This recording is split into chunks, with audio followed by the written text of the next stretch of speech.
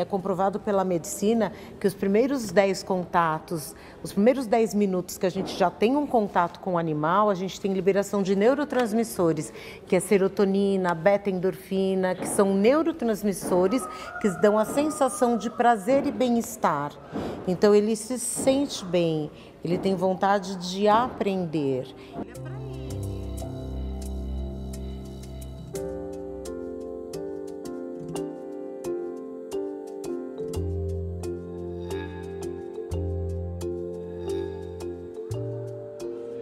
Só baixando um pouquinho.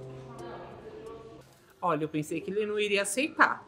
Mas no primeiro momento ele já aceitou. Isso daí me surpreendeu bastante. Ah, mãe. Tá? Inclusive ele quis um dia levar uma cobra para casa.